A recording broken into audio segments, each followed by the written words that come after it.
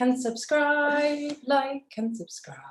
So hello, we're saying hello to Amy, Carlotta, Elena, Irene, Isabel, Lizzie, can't quite read, my eyes going squimmy, Magdalena, Maria, Martina, Mia, Rachel, Sarah, Susie, Titus, Vanessa. So hello, we're saying hello to Amy, Carlotta, Elena. There we go. So we are going to wait a few more minutes, hopefully for a couple more people to join us. But if you want to say hello in the chat feature. Hello. The chat feature is there for you all just to say whatever you feel like. Say hello, if you want to ask a question. And when you say hello in the chat, where there's the little to bit, there's a blue drop down, and make sure you say panelists and attendees. Otherwise, you're just saying hello to us. You're not saying hello to everybody else. And everybody wants to say hello. There you go, Elena. Oh, from Wales. Hello, Lizzie from Wales. Hi. From Camden. This is exciting. Is anybody from Hackney? And everybody else is welcome. Yes. So say hello and where you're from. Yeah, that'd be nice. E5, just round the way. What was I going to say? Oh yeah, also in the chat, if at any point we're going too fast or you want us to repeat something or anything like that, make it known to us, because it's slightly difficult for us to get we can't really read the room when there's only us in the room, so we can just read your chat. Yeah, so yes. Oh, look at this. Oh, it's lovely. Welcome into Bettina's kitchen. Welcome. Hello.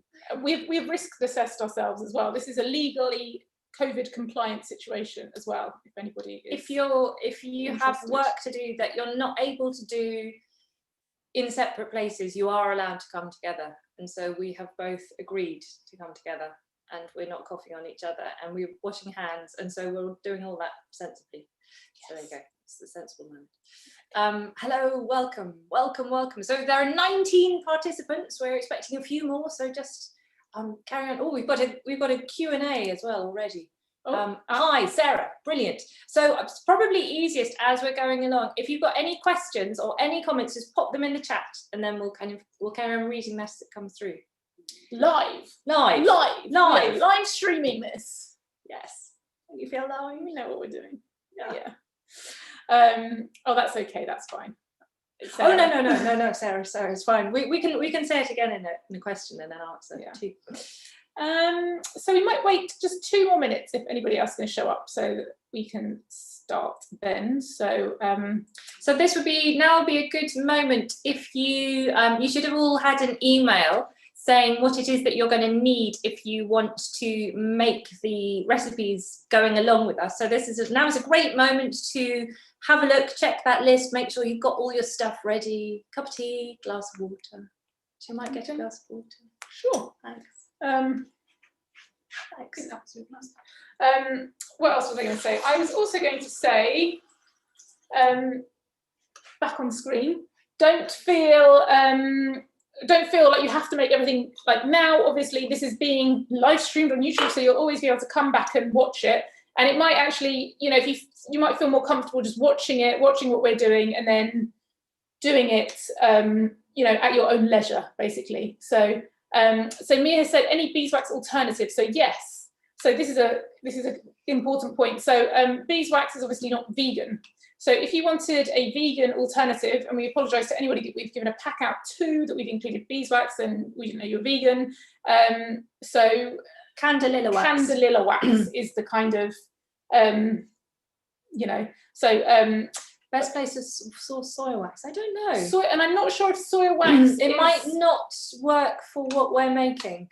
Yeah. So thanks for the suggestion, Borglaka, but I'm not sure if soy wax is quite the right composition. But Candelilla wax, we know for sure is as a vegan alternative. But Etsy is a really great place to find sort of quite small batch makers. You can set your feature that it's just in the UK, so you're not sort of shipping from, you're finding locally sourced ingredients. So, local England, so that's quite a good place to look for things.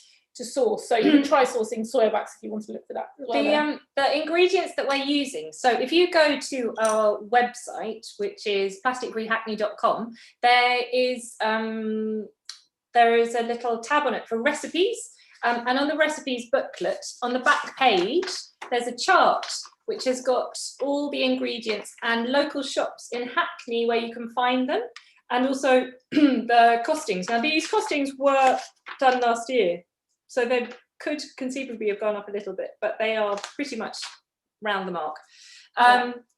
So yes, Mia, it really depends where you are.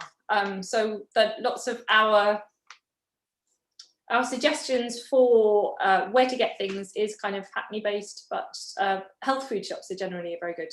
But the lady in Wales, I think it was a lady in Wales, Yes. I'm sorry if it's not. A person in Wales, our beeswax we got from a lady in Wales as well, which was on Etsy. So it was locally, it was Welsh honey, like Welsh bees. So there we go. So there's lots of little makers all around the UK that you could probably find all of these things. So yeah, so should we get started? We're going to get started. Yeah. Okay, so everybody got was here on unidentified Tuesday. vegetable wax from.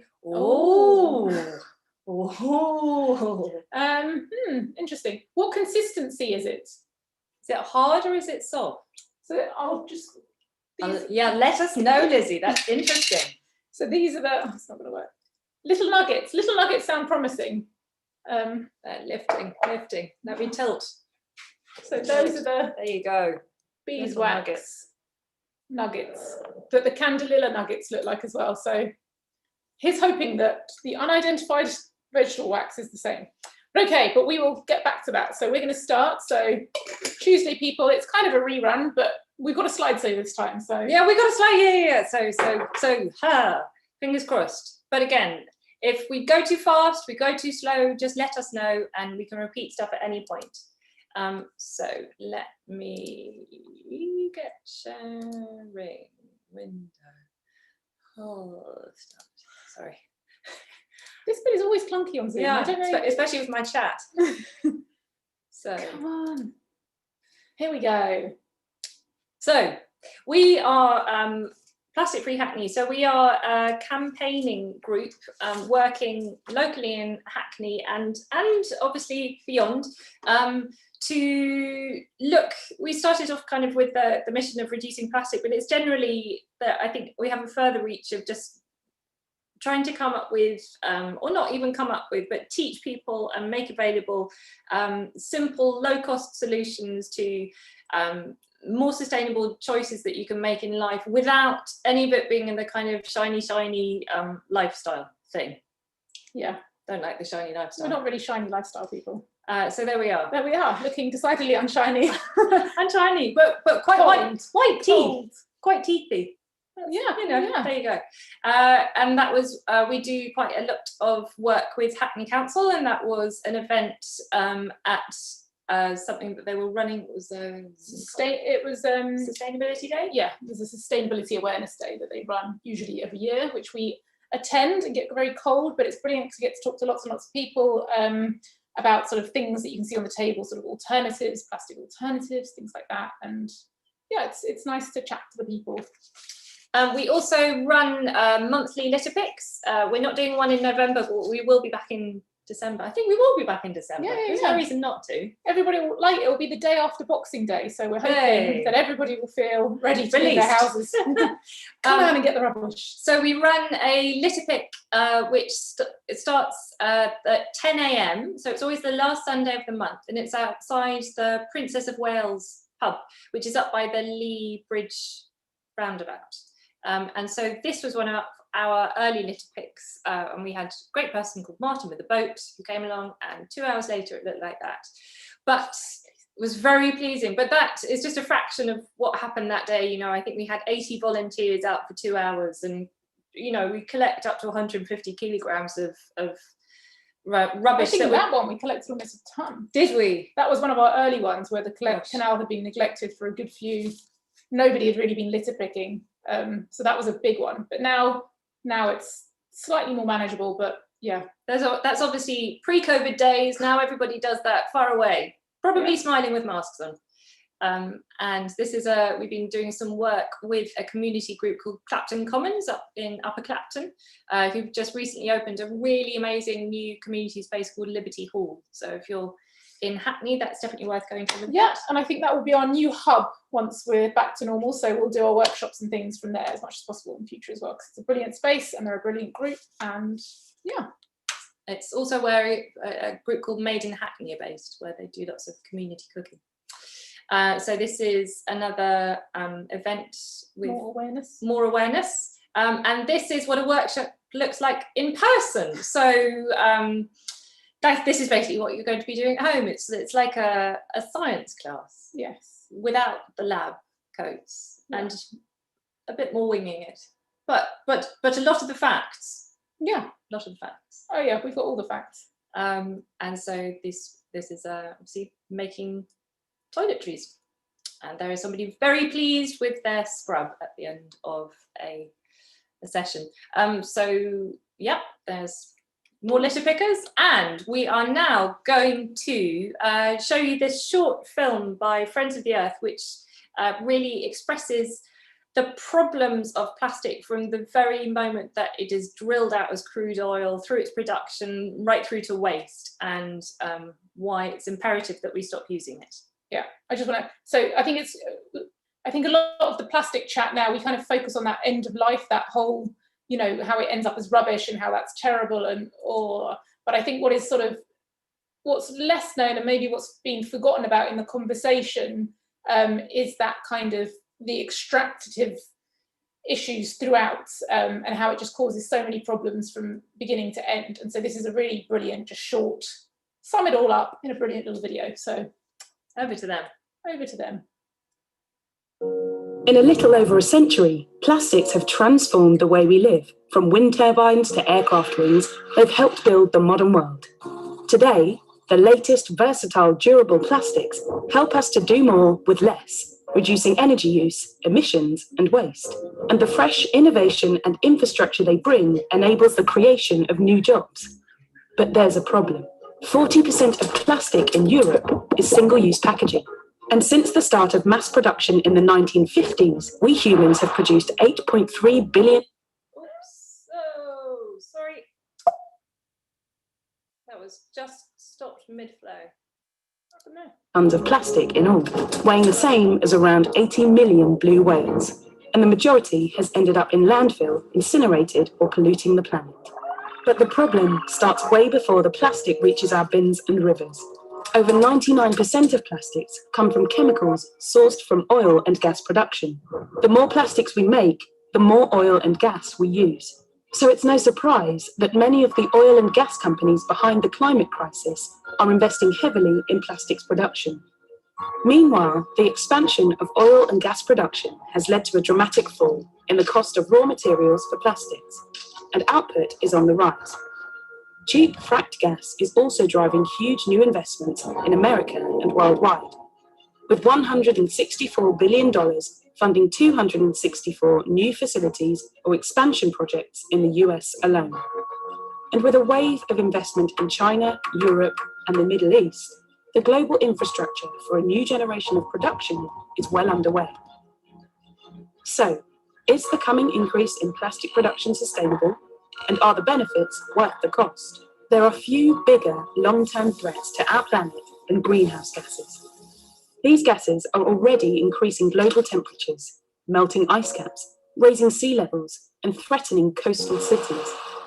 Right now, the production of plastic is responsible for 5% of global emissions.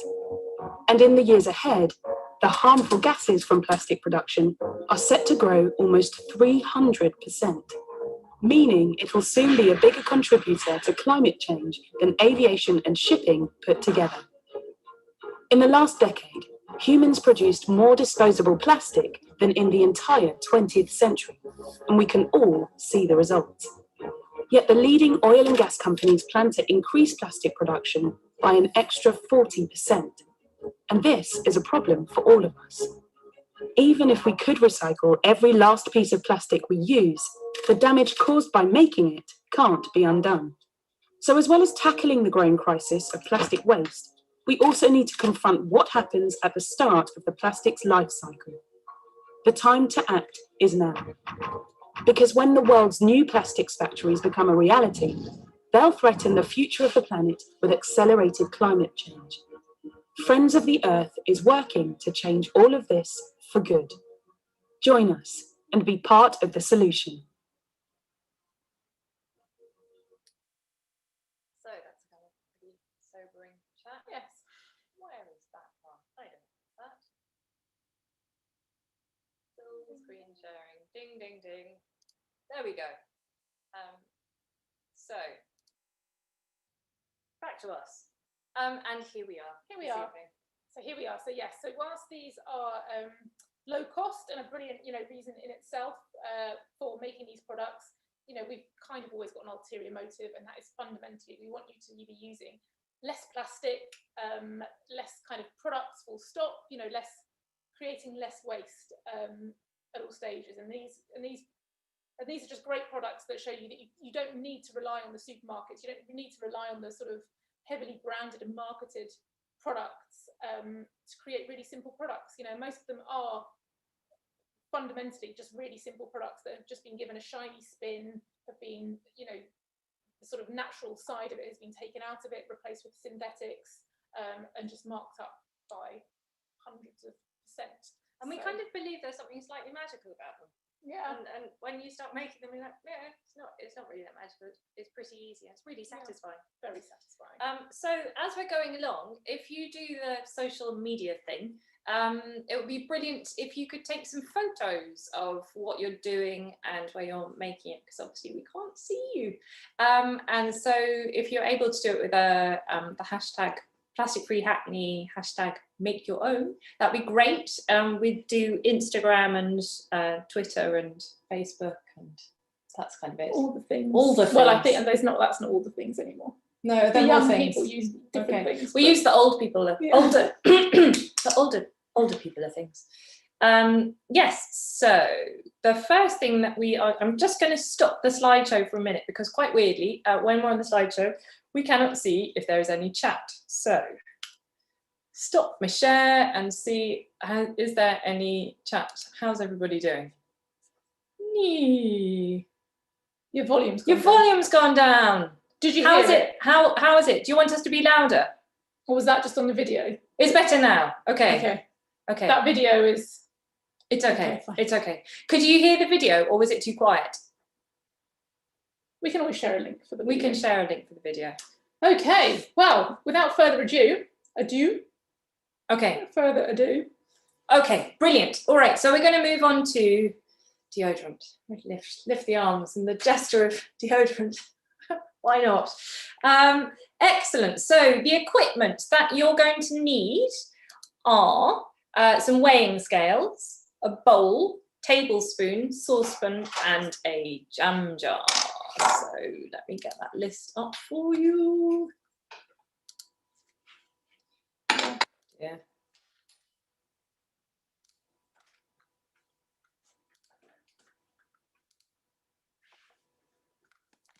So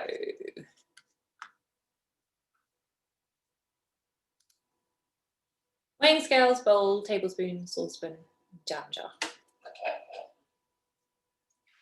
And the ingredients that you're going to need are ingredients. Corn flour is corn flour. 15 grams of corn flour or rice flour. Or arrowroot, I think is. Arrowroot. Yeah. Not gram flour. I tried gram flour, which is chickpea flour. That didn't work. That was very crumbly. Bicarbonate of soda, which is a wonderful thing. We have thoughts about differences of bicarbonate of soda. We'll go into shortly.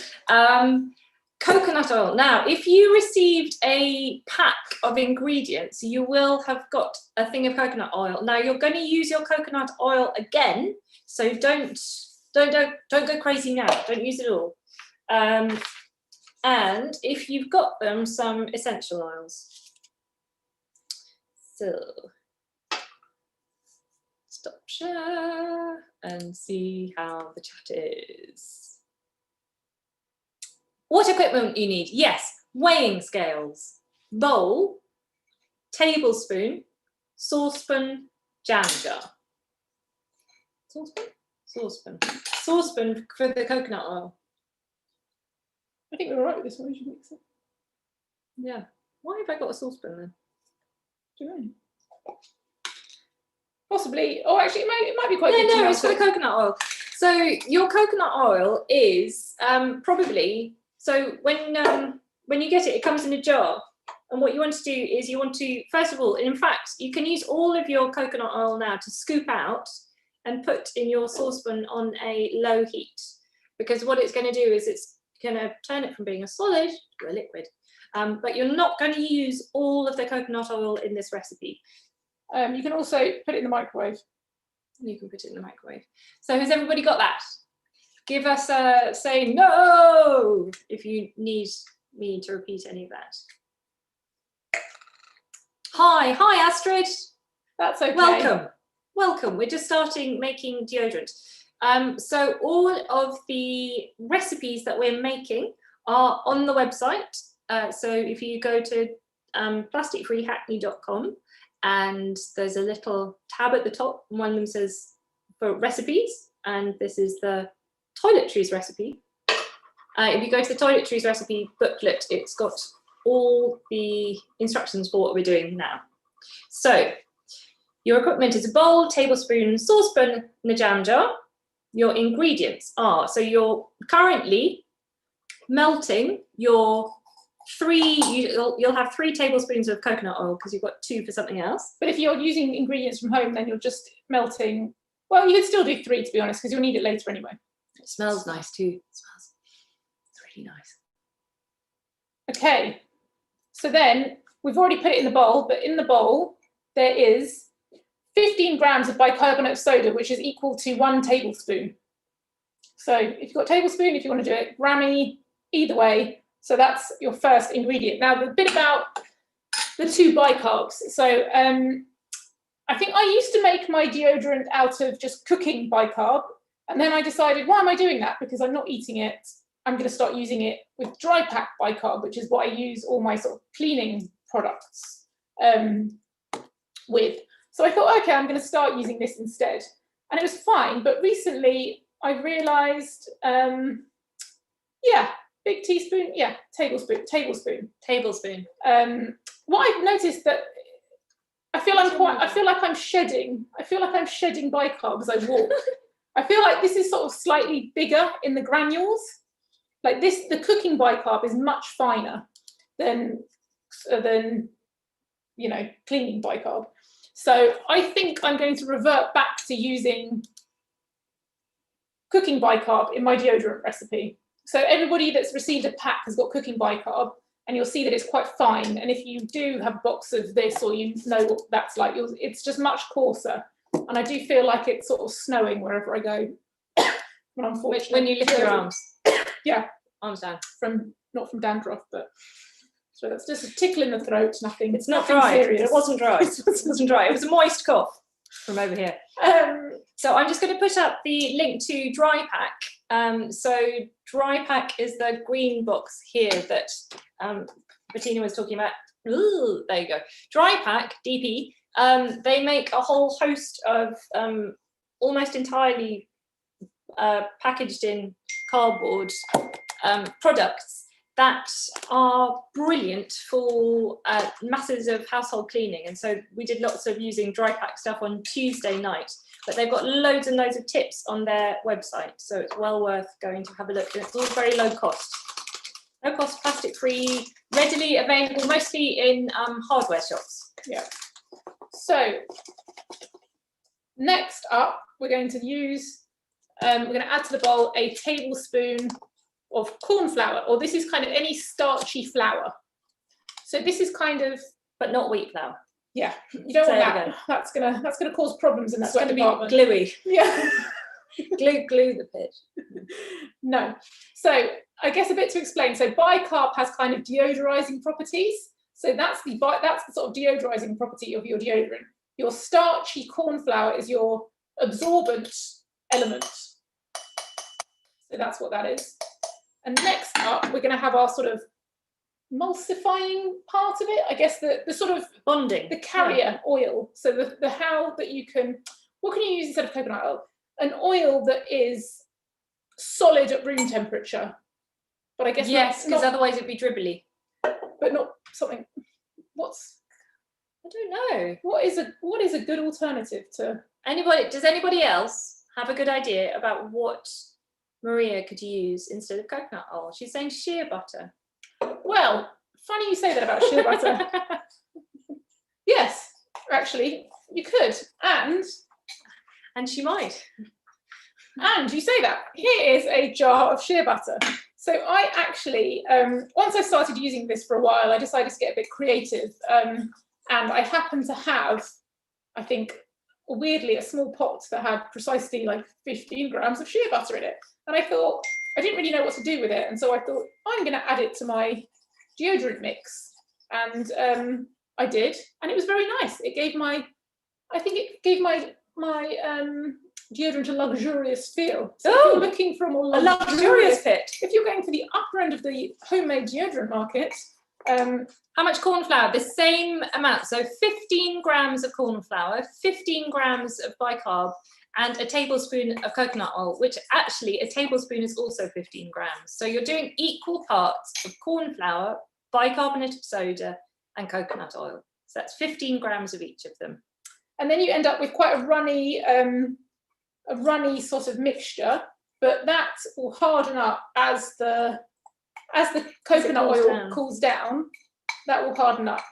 So what I've found sometimes is when it gets really hot in the summer, that sometimes my coconut oil melts again, which is fine. It still works, and sometimes it solidifies quite a lot. And then if it solidifies, what I do is I actually get the end of my tweezers and give it a little stab. Oh, really? Yeah, and break it up into little bits of granules. Wow. So it doesn't matter. So it will change consistency, but it's still working. Yes. And then the only thing sometimes it does is if it turns back into a liquid, sometimes the powder separates again. So then you just kind of remix it with your finger. Yeah, give it a little remix. Now, what we didn't add to the bowl, which I probably should have done, which is completely optional, is an essential oil. So if you happen to have an essential oil and one that you prefer and you would like, you can add a little bit of an essential oil. So I like to add tea tree oil to my deodorant. Not only does it give me I've given you lemon. I know, I've got lemon here, it's fine. It's always good to mix things up. But I like the tea tree because it gives me a little tingle. It's like washing with that funny add the essential oil now or when you're stirring? When you're stirring. Ideally when you're stirring. When you're stirring. This is a bit... So basically, whilst it's all still liquid. That's all right, they don't know. You could be tapping anything. Just a couple of drops. It's full. I think you had something in. And then you can mix it again. Anyway, and so there is your finished deodorant, which will be quite liquidy, but will solidify. And also, so if you we've given you quite small quantities. I wouldn't add rose water because I think it's going to go dribbly then. Yeah, it's going to be too liquidy. So what you want is something that you can paste, so that when it's kind of, you want to be able to sort of put it on your finger. When it's harder, it'll be more difficult because that's how you're going to apply it. So then you just liberally apply it.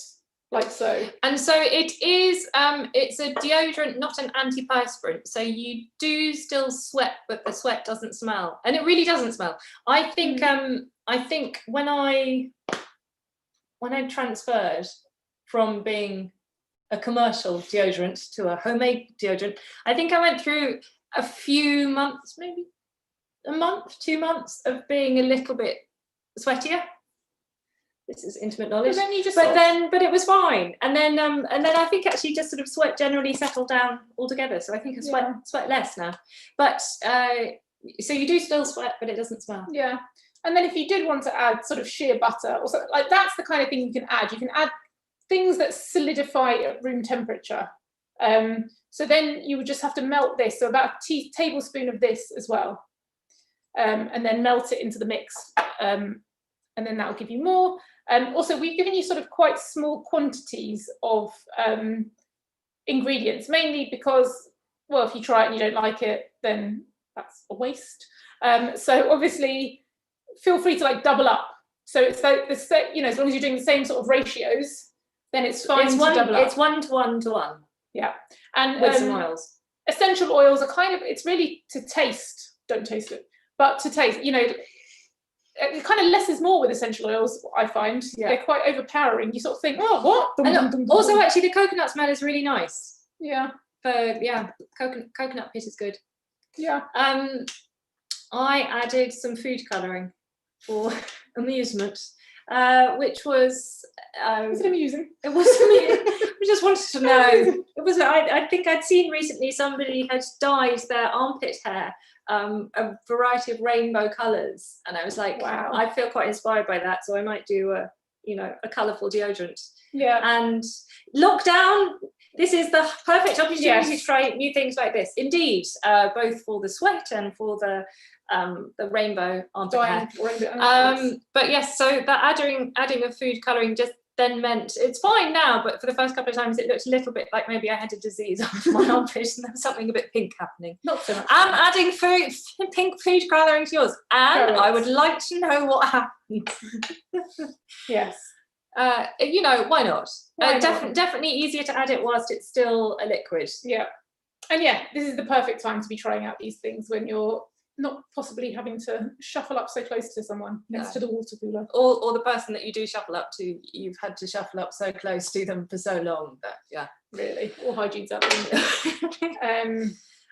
so I was just going to do a few facts around deodorant. So there have been stories about whether deodorants have, whether antiperspirants have got links to breast cancer. And so I'm going to preface this, obviously, by saying that Betty and I are not health professionals or doctors. So this is information that This is off the web. This is off the web. I mean, this is off the... It's not off Facebook.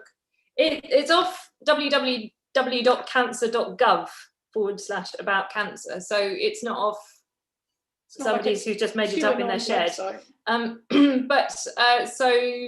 the kind of the facts around that are that aluminium-based compounds are used as the active ingredient in antiperspirants because they form a temporary plug within the sweat ducts. So they're basically blocking them. And the thought is that left on the skin near the breast, that the aluminium may be absorbed by the skin and have estrogen-like effects, and estrogen can promote the growth of breast cancer cells. So that is where if you've heard about deodorants being linked to breast cancer, that's what people are talking about. It hasn't been confirmed or proved, but it is something that people are investigating. There's quite a nice thing about, shall I tell them about the senator, the bicarb senator? Go on. So I quite like this because it seemed quite topical in terms of whatever we're in at the moment, pandemics and kind of slightly false medicine.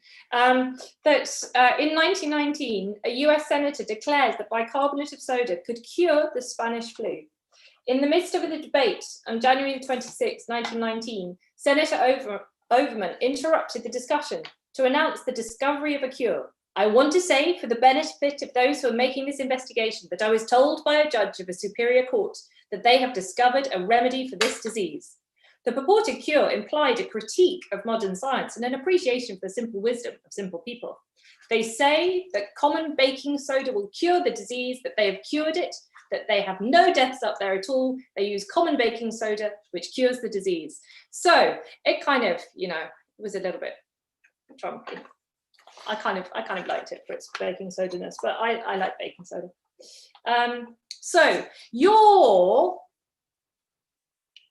deodorant, how much do you think it has cost you Maria to make? Young is way ahead of us here. Yeah, 150 millilitres of aluminium-free deodorant. You so are! Costs £3 and upwards, so your product is wonderfully cost effective. And You're it is absolutely right, Maria. It's cost effective, it's incredibly fast and easy to make, and it literally is one of those things where you can kind of be like, you're brushing your teeth, like, run out of deodorant, quickly make it, put it on. I mean, it's easier than going to the shops. It really is. These things are kind of store cupboard ingredients. I kind of feel like, you know, depending on what relationship you have with your family and neighbours, they really feel like it could be a Christmas present. You know, nobody takes it too personally. Just need to convince the husband. Well, you know, just through perseverance, carry on. Exactly. So Shaw, which we reckoned was one of the cheapest deodorants you could get out there, it cost £3 for 100 millilitres, and we got a Shaw, one of those things, which comes in a, I'm going to bring it up there, nasty, can't recycle it thing. Too many different bits of plastic that can't be separated. Our deodorant, an ingredients list that is, I mean, impossible to read, quite frankly. Just to give you a little. Oh, we're going to come on to ingredients later. But just to give you, twisty. That's the long. Oh, twisty there. That's the long lots. We're sort of backwards on this. We've mirrored, so it's very confusing. Anyway. Yeah, basically, because plastic. If we're back to front. Yeah. How long does it take to solidify? A little while. An hour? Yeah. Depends how warm everywhere is. So how much do you think? How much do you think 100 grams of your deodorant would cost to make? Answers in the chat. 100 grams. We're going quiz show.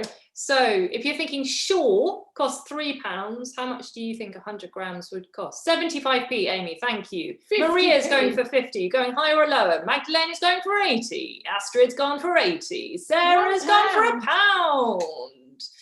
Oh, Irene's done Tuesday night and she's coming in at 30. Yeah. So it is a magnificent 60p. I'm not going to do the slideshow. Oh, you're not? No, because but it's cheaper. But it's I know, but yeah, but that's for 45 grams. Oh, I see. I asked them about 100 grams. Oh, yes, fine. Sorry, this is internal. Yes, so 100 grams would cost 60p. Very good. Bargain. 100 grams would also last you a really long time. I don't think I've ever made 100 grams worth. No. So we made 45 grams just now, and it cost 28p. So what you've got before you cost 28p. There you go. Isn't that satisfying?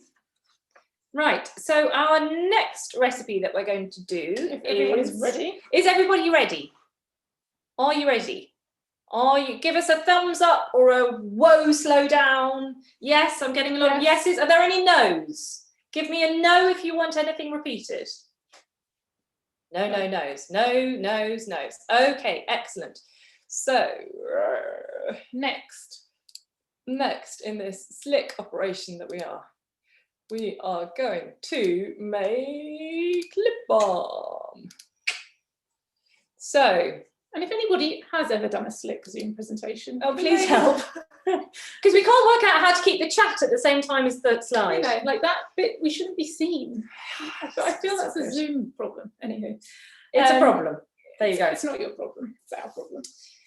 So the equipment that you're going to need for lip balm is a grater if you are using beeswax that you've bought. If you've got beeswax that we have provided, then you don't need the grater because it's already in little granules. Or if you bought pellets. But quite often if you go to a health food shop, it comes in a stick. Looks like a little, I think it looks like gold bullion. Yes, it does. And then you can grate it. Apparently it's... we have grated a lot of beeswax before and it can get quite boring. And so if you are grating at home, apparently it's easier if it's very cold. So you can put it in the fridge beforehand. So you need grater, tablespoon, saucepan of water and a bowl to make a bain-marie and a small pot for storage. So I'm going to say that again and then move on. So grater, tablespoon, saucepan of water in a bowl and a small pot. And by small pots, if you think of lip balm, so we're going to use these, which we have left from when we did the workshops in person last year.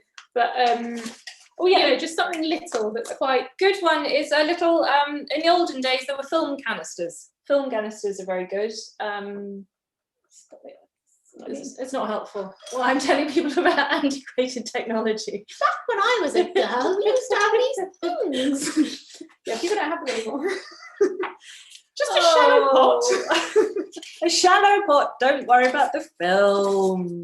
Or Somebody even- might take. My husband still even- takes pictures with film. I know, Yeah. you know. There you go. If you've got a pack actually and you're struggling to think of something, or one of these little takeaway pots, that would be perfect as well. So just anything sort of shallow, you know, if you think about, you know, like a Vaseline thing. Yes, the Vaseline thing. Oh, So- we're going to get onto Vaseline. And then, so your ingredients that you need are 2 teaspoons of coconut oil and a teaspoon of grated beeswax. So the coconut oil will be the remainder of the coconut oil in your pack. So again, you can see it's not terribly mathematical. It's a ratio of 2 to 1. So if you wanted to make a litre of this, you could, but we're doing teaspoons instead. But with lip balm, But that's a, you know, that kind of container. littler is I think the first time I made lip balm, I made so much lip balm, I'm never going to run out of lip balm again. So kind of with lip balm, less is more, is what I've learned. Do we have a teaspoon? Did you find? Is it? Oh, little jam pots from hotel breakfast. Yes, So useful. perfect. They're very good. Teaspoon. So it doesn't matter. I'm just gonna do that. She's going to wing it. Just gonna wing it. I think I looked for it earlier. It's probably in the dishwasher. No.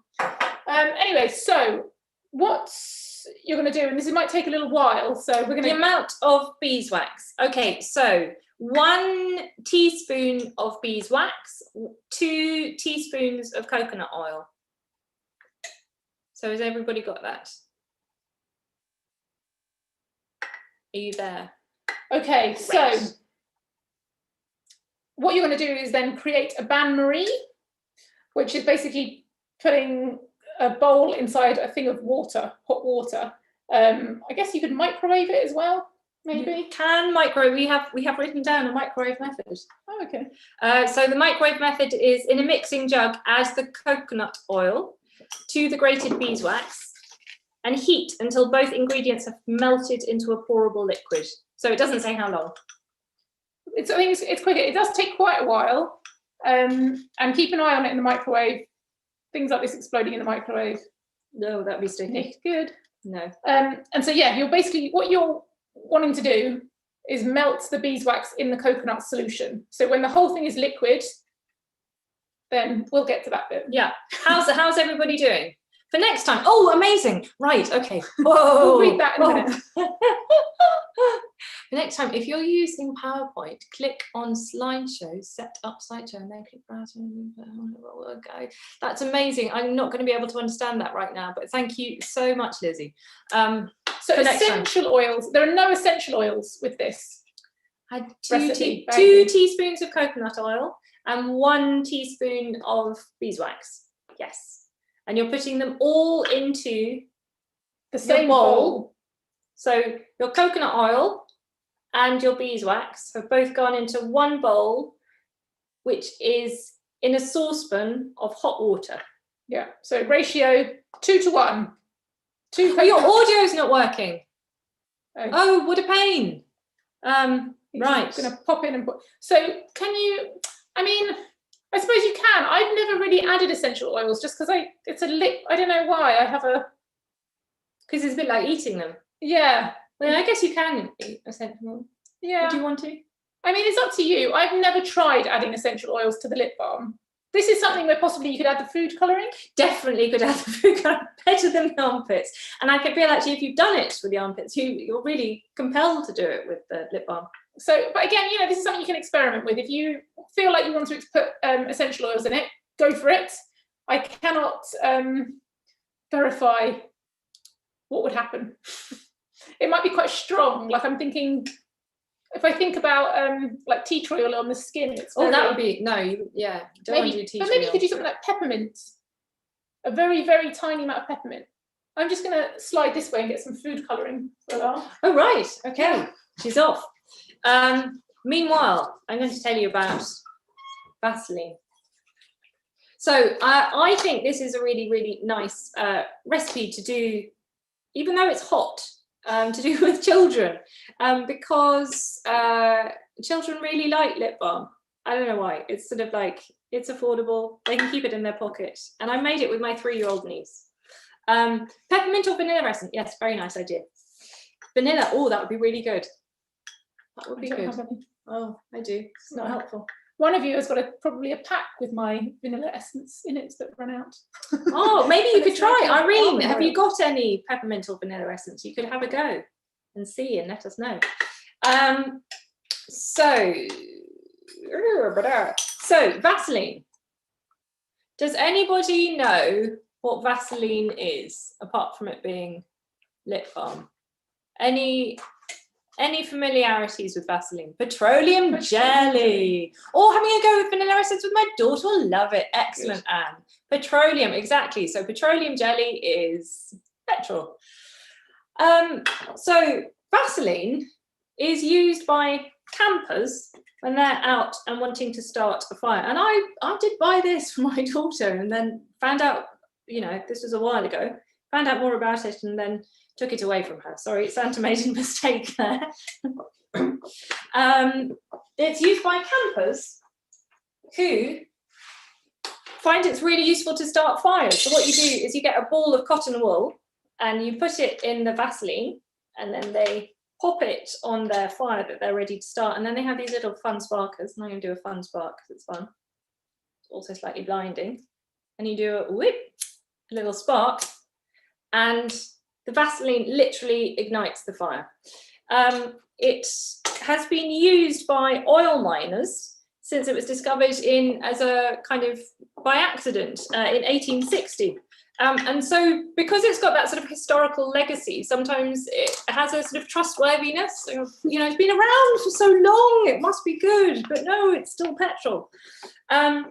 So mineral oil is a clear odorless liquid and a common ingredient in a variety of cosmetics and personal care products. Mineral oil is made from highly refined, purified and processed petroleum. Mineral oil can also be found in with the following names: the serum microcrystallina wax, seracin mineral oil, ozocerite, paraffinum liquidum, and petrolatum, which are all basically different names for petrol. In 2015, German consumer watchdog Stiftung Warentest, and I will put a link to this test because it's really interesting, analysed cosmetics containing mineral oils. Thanks. Am I about to ignite? Yeah, no, it's fine. Don't add food colouring right now, FYI. It's not really working. Come on, carry on. It's quite fun though. After developing a new detection method, they found high concentrations of mineral oil aromatic hydrocarbons, which are known as MOHA, with Vaseline containing the most MOHA of all tested cosmetics, up to 9%. The European Food Safety Authority sees MOHA as possibly carcinogenic. Based on the results, Stiftung Warentest warns not to use Vaseline or any product that is based on mineral oils for lip care.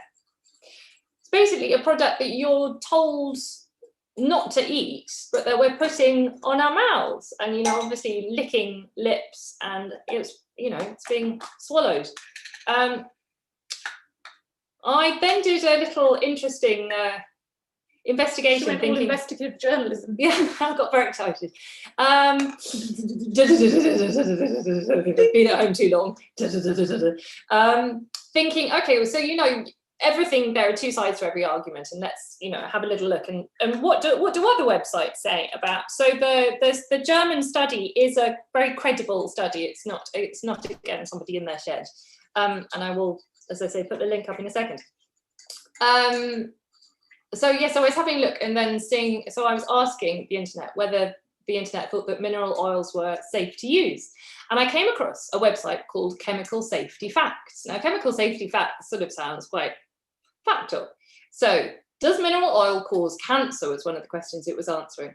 Mineral oils and waxes are used in cosmetic products do not present a risk to human health under normal use conditions. It's also important to note that the type of highly refined, purified mineral oil used in cosmetics and personal care products is not the same as the crude or unrefined forms of mineral oil used in automotive, railroad, and aviation industry applications. Well, that's good. Then I was having a look at this website, wondering, okay, so where are these answers coming from? So chemicalsafetyfacts.org, who provided that answers, the purpose of them is to provide, in their words, consumer-friendly information about some of the chemicals that are essential to the products that people use every day. This site is developed and maintained by the American Chemistry Council. Oh, who are the American Chemistry Council? This is sounding a little less neutral. Then, the mission of the American Chemistry Council is to promote the interests of corporations of the chemical industry. It is involved in shaping public policy in relation to the effects of legislation. The American Chemistry Council has engaged repeatedly in fighting governmental restrictions and bans on plastic shopping bags. So it really came around in a nice little half-hour full circle to the fact that essentially the people who were saying that mineral oils were safe to use are the people who are selling you petrol. So there we go. Right. Was everybody thrilled by that, or have you all fallen off your seats with boredom with my investigative journalism, or are you all sitting on the other side of your screen going, wow. Wow. Or you're just staring into your pot going, has this melted yet? So, exactly, follow the money. Follow the money. So, has everyone's oil and coconut oil, is it now liquidy? And if it is liquidy, the next stage is, the food colouring didn't work, by the way. It just kind of just went weird. So what I'm going to take with my liquid, right. I think I'm all right. And then I'm just going to pour that into the container. Now this solidifies pretty quickly. It does take a long time to melt. It takes a long time to melt. But you also, the thing that we discovered is you definitely want to melt the beeswax with the coconut oil, because one time we tried melting the beeswax and the coconut oil separately to see if we could make less of a mess. And what happened was that by the time the two of them mixed, they cooled down too much and then they separated. I think it's the beeswax. The beeswax hardens very time. fast. Yeah. Yeah. So this will harden as soon as the coconut wax thing. You know what I mean. As soon as the coconut oil has cooled down, it will solidify. And then you will end up with, do you like these that I made earlier? That's empty. So here's one we made earlier, which is now slightly melting. So I don't know if you can see, but it's basically really hard. It really is tilt. It's got a bit of a lumpy bit in the middle, ignore that. But that is just a solidified, it is like Vaseline. Is that what it's called? Vaseline? Yeah. Nasty stuff. Yeah. It's like nice. that. It's a nice version of nasty stuff. Yeah, but it's that hard. I mean, it's lip balm, basically. It is lip balm. So Baby, and I think someone else had, was it Titus? Have you made it? So is it solidified for you? How's it working out for you guys? Yeah, let us know. Has anybody got a situation where it's gone really wrong and you are throwing your implements around the kitchen? Or is it going well? FYI as well, beeswax is really sticky. So yeah, just be careful. Be careful out there, people. It's sticky. So yeah, I'm starting. Feels like there's a lot in there as well. I've got my ratios wrong. No one needs to see this. Beeswax still hasn't melted. It's getting there. Turn up your heat. Yeah, turn the heat up. I mean, I was a little bit nervous about being next door to this. So I've just got it on my thumb and it's solidified on my thumb, which is quite interesting. If you get the ratios wrong with this, it's quite obvious because you either end up with a very hard little ball of beeswax or it never solidifies. But get the ratios right and it's a lip balm recipe for life. It's a lip balm recipe for life. Again, very nice Christmas present. And if you're feeling really ambitious, there have been people who came to the workshop before who said that they were going to do it as an activity for a child's birthday party, which I think is brilliant and terrifying, all in one. So, yeah, and that's what happened to the food colouring. It just kind of went all speckly at the bottom of the bowl. So, not doing that again. So we're going to do a little bit of the, as people are winding up, lip balm. So Vaseline, this little nugget is 20 grams and it costs £1.50 for 20 grams, which works out then as being £7.50 for 100 grams. So it's really very expensive. Even worse in some ways is Lipsil, because it comes in a little, I mean, at least with Vaseline, you've got this tin that you can reuse, and I quite like the tins. But Lipsil comes, you know, with that little plastic, like a tiny lipstick, and can't recycle any of that. Well, you can, but it's very laborious, and I don't expect most people do. Lipsil costs £1.50 for 14 grams, so you're getting even less there. We've made 15 grams with your make your own. And how much do you think it cost? So if you're thinking Vaseline was £1.50 for 20 grams, Lipsil was £1.50 for 14 grams. How much do you think? Right, we've got £1, we've got 55p, we've got 20p, higher or lower than 20p. Vanessa's coming in with 50p. 50. Sarah's going down to 15p. Sarah, you are closest because it actually costs a mighty 14p. Pivy, yeah, a little bit more, but very good. 14p. Wow. Yeah. Who's going to be buying Vaseline again? Unless you want to start a fire. Exactly. Bargain. Exactly. Bargain. We're all about bargains, plastic-free bargains. We're all about, yeah, it's basically, yeah, it's not quite how to be stingy, but it could be retitled. Well, you know, as I said at the beginning of the last workshop, I do like to see that the whole plastic-free and zero waste, it is a kind of a way of thrifty living. It is. To a certain extent, which is quite a lot of it just being a little bit stingy and sensible. Yeah, like just common sense kind of, you know, I'm not buying the string, there's a string on this thing, I'm going to reuse the string. And it's just it's like, it's just thinking about what have I got, like before it goes in the bin, can I reuse this? Or like, why would I buy that when I have this? And I think it's a little bit like when I go camping. That's how I would draw a parallel. When you know, you've got a finite amount of stuff and you're like, oh, I've got this, how could I use my boot to also stop the draft that's coming in? And you know, you just kind of get a little bit creative, a little bit 18 about it. I've got to say, there were things in lockdown that were quite satisfying about this. You know, like when you run out of something and it was that kind of, I almost felt all Little House on the Prairie, like I'm just going to make that. It's very exciting. I mean, I had to see an upside to the major downside. So that was that. There you go. There we go. Going to try to put vanilla sugar in it for a lip scrub next time. That's a very nice idea, Anne. And then you could have two. You could have like the scrub and then the polish. Yeah. We are going to move on next to cold cream. Oh, this one gets. What does it get? It gets interesting. There's a lot of things happening with this recipe. This involves a lot of things. This is technical. This one gets technical. This is as technical as it gets, though. So, is everyone happy with the? No. Oh, I didn't ask. Yeah, I know. Sorry. Right, cold cream. So what you need now, you need 2 bowls, 2 saucepans, a grater if you need to grate your beeswax, an electric whisk, oven gloves and a jar.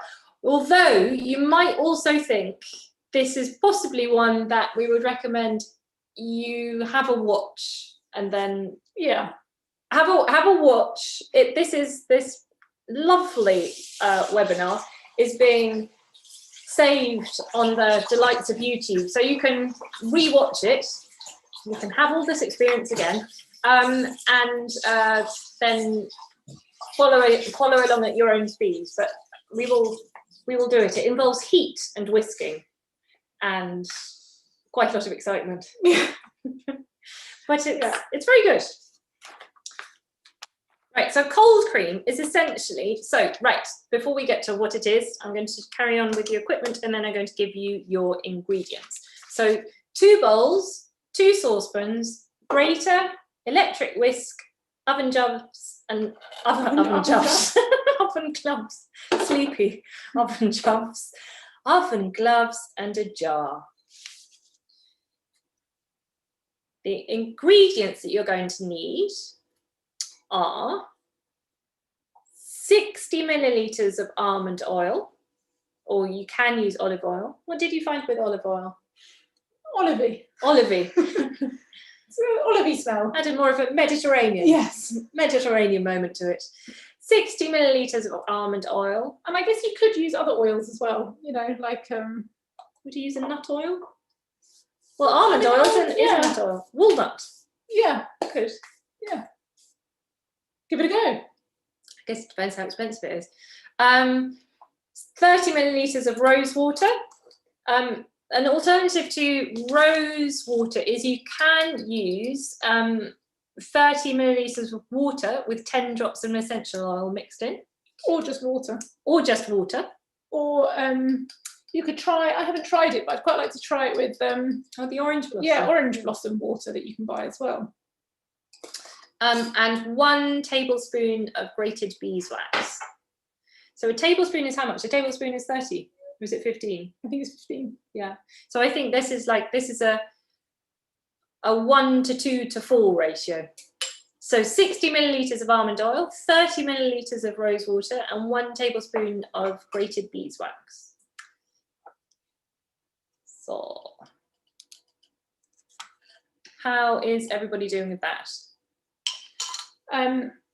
And so what you're going to do is, again, you're going to heat the oil. So you're going to heat the almond oil with the beeswax in the bain-marie, and then you're going to separately heat the rose water or the water in another pan. So whilst that's heating... Say that all again slowly. So you're going to take your... we'll come to what cold cream is. I suppose we'll do the things, and then whilst it's heating, we'll do the chat. Yeah, you can find out what it is. Just make it mystery product. So we're going to add the almond oil, which if you've got a thingy, it will be pre-measured out for you. The almond oil and the beeswax in 1 pot in your bain-marie thing. So almond oil and beeswax. So 60 millilitres of almond oil, 1 tablespoon of beeswax in a pot, in a bowl, in a saucepan of hot water. And then in the other pot, just rose water or water, just heating up. And so you're going to heat the 2 up so they're quite hot. But definitely all that needs to be mixed. So what is cold cream? What is cold cream? Right. So this is cold cream as a thing. It's nice. You going for the lens? Yeah, I shall. Go on, go. Right, shall I do it? Yeah. So cold cream it's an emulsion of water and oil. Is the whole jar of almond oil in it? No, so yeah, if you'll have various different sized jars, but whatever is in your jar, and it says almond oil in it, put the whole lot in. You're not using almond oil again. That's all your almond oil. Go in. In. Cold cream is an emulsion of water and oil used to cleanse face, moisturize skin, or remove makeup. It is something from my and Bettina's grandparents' era. Well, even before that. Before that, yes, even before that. Now we go to history. So Pond's extract was created by American scientist Theron T. Pond in 1846 and was essentially a witch hazel blend to treat cuts and bruises. So you think, well, that's kind of going back a little way. But the first cold cream is attributed to the Roman physician and philosopher Galen. Are we pronouncing him Galen? Sure. Galen. Around 150 CE, who made a basic emulsion by mixing rose water with beeswax and olive oil. So he went for the more Mediterranean stuff. Yes. Vegetable oils in these emulsions would deteriorate when mixed with water, so early forms were not long-lasting.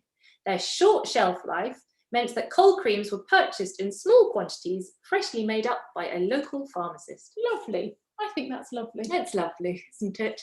Small batches. Small batches. Small artisanal batches. From a man down the road in a toga. Oh, He was a it's philosopher. it's like chapter progress. What isn't it?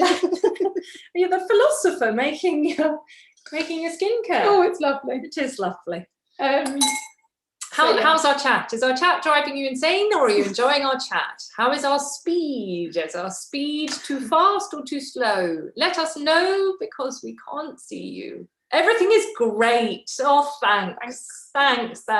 You need a little bit of... Can I ask how you clean your bain marie when you are done? I really struggle with that. Yeah. So the bain marie should be all right, because the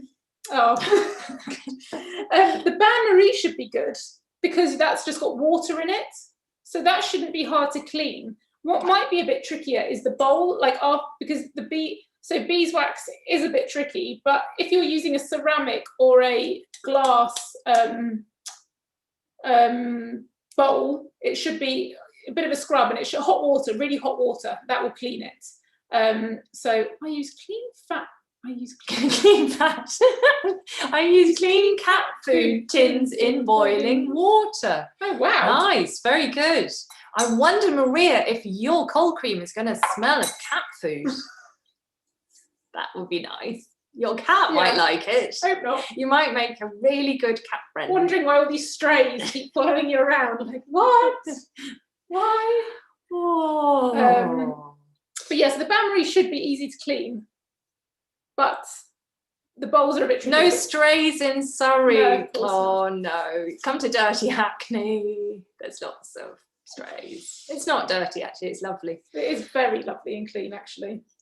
We're very good friends with the waste department with Hackney Council. Oh yeah, the cheap end of Surrey.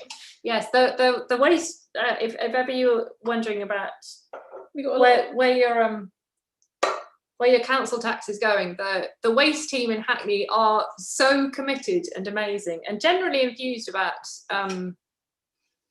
both keeping the borough clean, and also the people who sort of strategise at the other end of the spectrum, in the offices, are incredibly passionate about what they do, and so it makes it it's a good borough to live in. Yeah, especially if you like bins. Yeah, we like bins. So baby, I would whack up the heat a bit. It's one of the beeswax takes ages again. Yeah. So, our beeswax is looking like lentils. Yeah, I think I turned this thing down as well. That didn't help. So I've just cranked up the. That's all right. We can do some more chat. How's everybody's going? How's everybody doing? Things melting, heating. Yeah, I've whacked up the temperature. Yeah, we'll see if we can find any more toga jokes for Titus. I don't know if I know. No. There is a very good website called. Oh, I was going to give you the link to the other one, the Stiftung Warentest. Okay, if you Google, Ecosia Stiftung Warentest, then it'll come up. Ecosia, for those that don't know, so you know how we Google everything. Well, there is a website. It's like a web browser, I think they're called. Yeah. Called Ecosia, ECOSIA, which they plough their sort of advertising revenue into planting trees, and so it's just a much nicer way of looking for stuff. And you get like a little tree counter in the corner. So like, how many trees? They passed 1 million. Yeah, and they're very transparent. You can see all of their things. So Ecosia, and you can set that on your like Google Chrome. So that's you're still using. I don't understand that. You're still using Google Chrome, but you're using Ecosia. Yeah, they just seem like nicer people. Yeah. So there's another really cool website. Oh, what do you? Oh, lip balm. Lip balm is finally hardening. The lip balm is amazing. Oh, good, Carlotta. Good. There we go. That's very exciting. So there is a very cool website called Ingredient Spy. I'm just going to type it out because I can't seem to spell ingredient or spy right now. Ingredient Spy is a website where you can find out about all of the things in the lotions and potions that you use. The data from Ingredient Spy is compiled from information from the National Institutes of Health, which is part of the United States Department of Health and Human Services. So it's not UK based, but I'm sure it's very good facts anyway. Or yeah.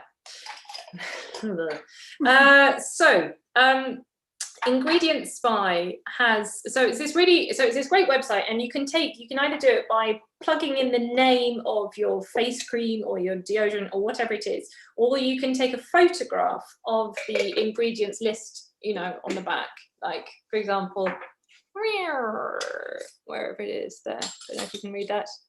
No, that doesn't make for great telly.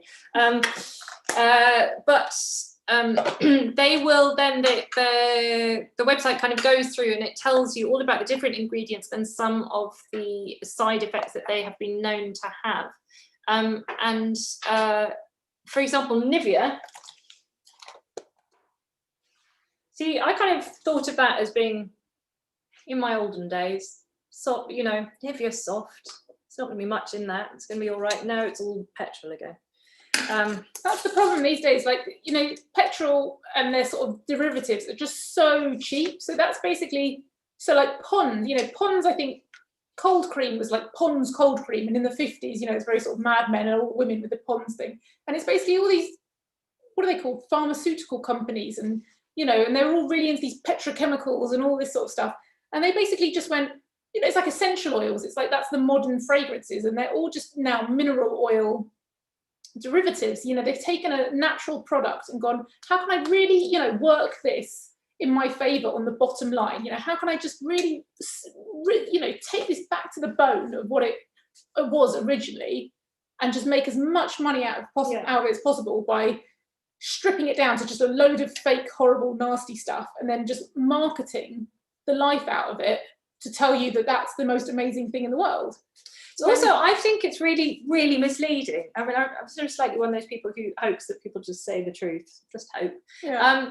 But I just feel like the term mineral oil, it just sounds really trustworthy. It's like mineral, well, that's in the ground, and an oil, well, olive oil, like mineral oil, just that's managed okay. to squeeze that rock and get that oil out of it. But mineral oil is petrol. Yeah. So, yeah. So anyway, Ingredient Spy is really interesting. It's a great place to go and have a look and gasp and go, yeah. And another thing that they'll say, you know, there's a lot of chat about how, I mean, I think it's really bad in America. I think here, you know, at the moment, now that it's still in the EU, we're slightly more regulated, but in America, it's really quite an unregulated Wild West. And, you know, fragrances, parfum, there was something on Netflix called Stink, I think, and that was all about the sort of hidden fragrances. They're not by law required to say what they are. And the point of that was, what was I going with that?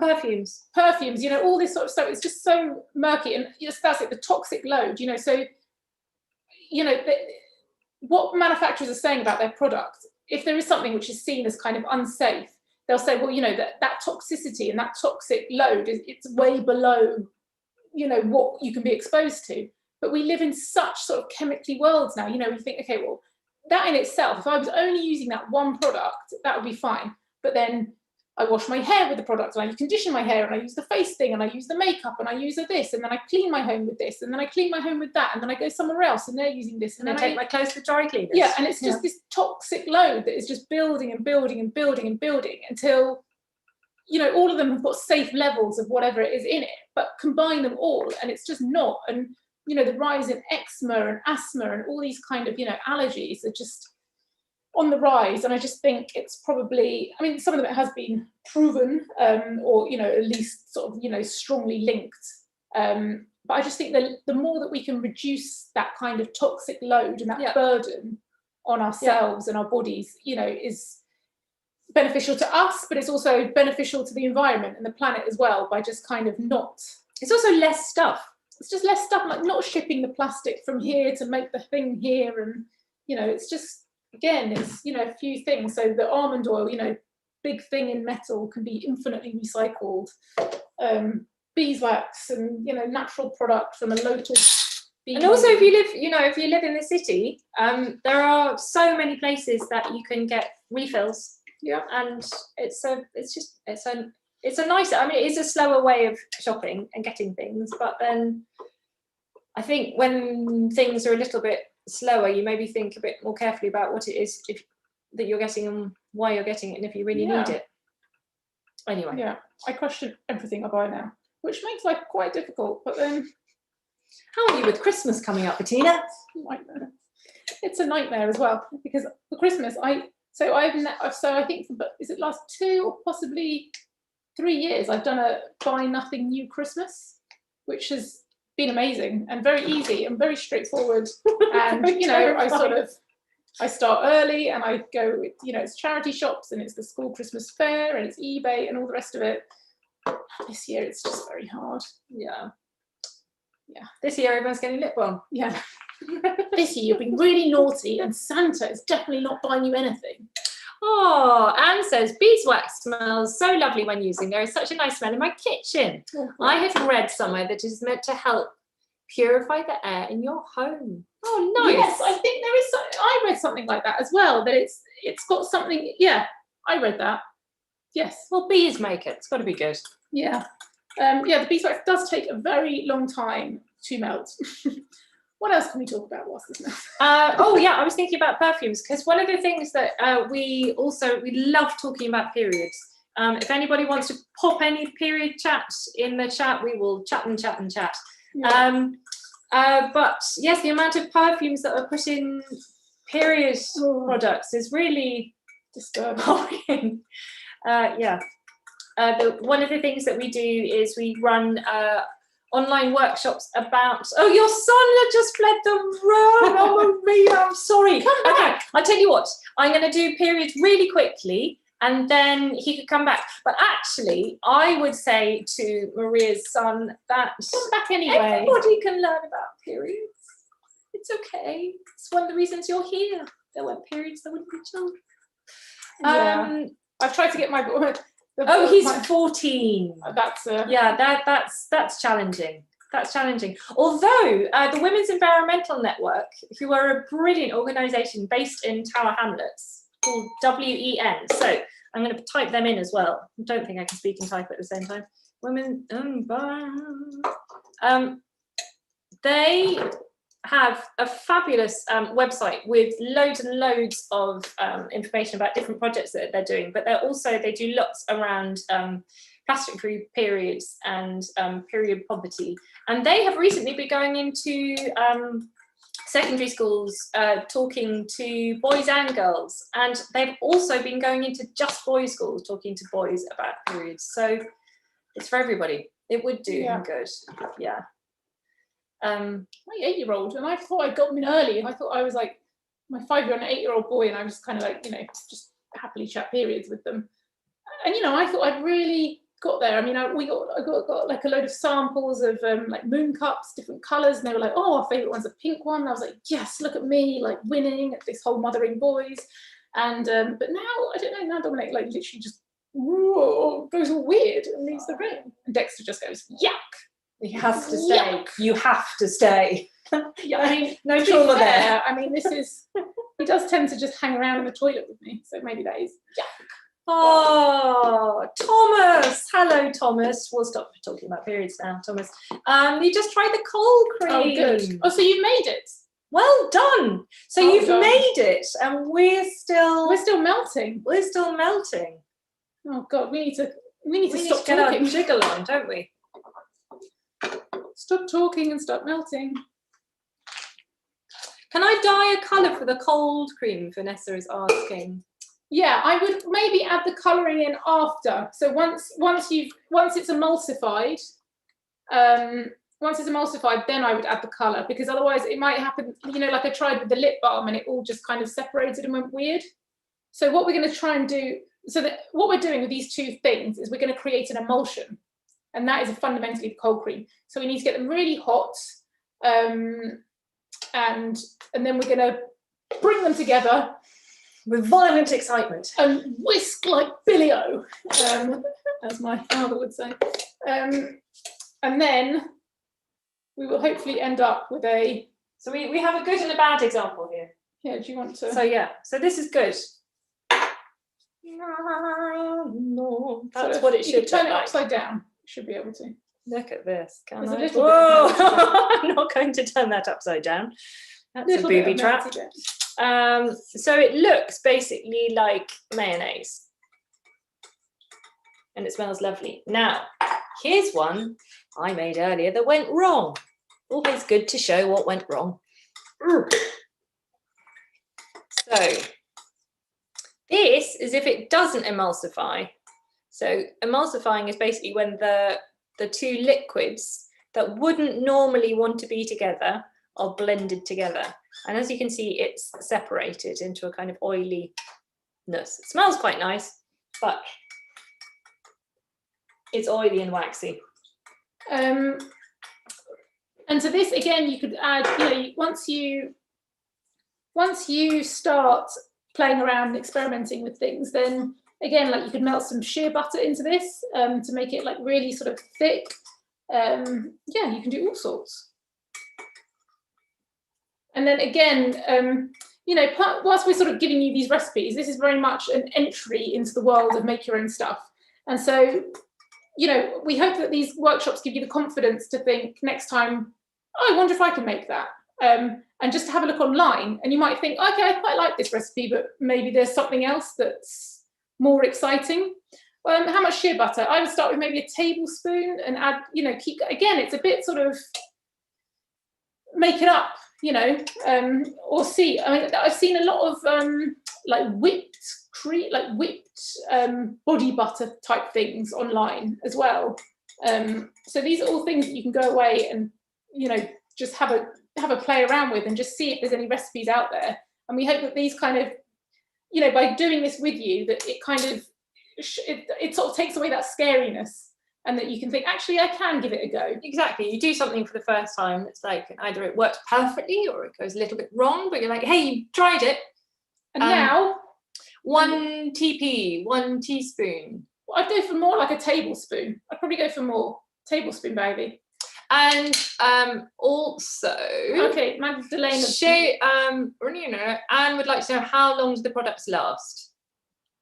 Okay, I'm just going to quickly for Magdalena. Okay, so yes. So we added beeswax and almond oil, rose water warmed. Okay. Then what, Joe? So we haven't got to that stage yet. You're at the point with us. That's where we are.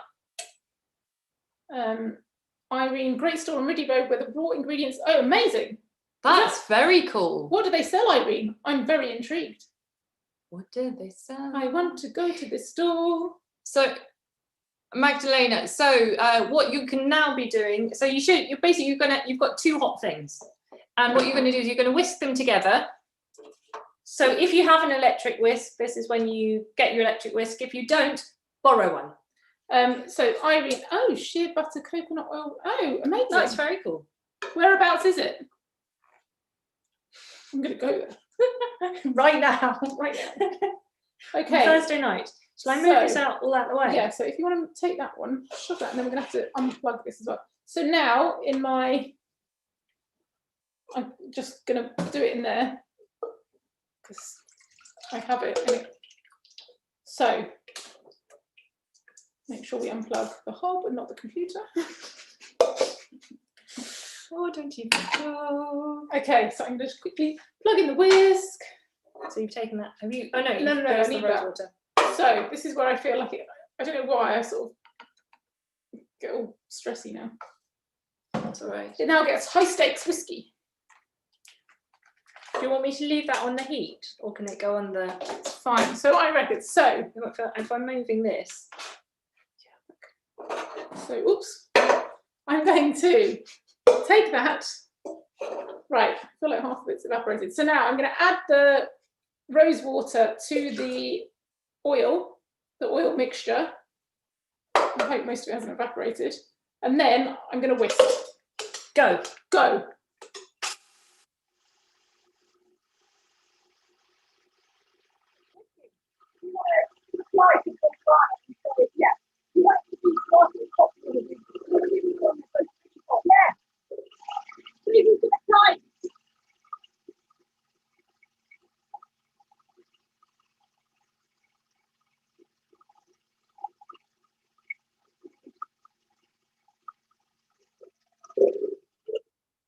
the whisking, sorry, we're going to go noisy. We'll be on the chat.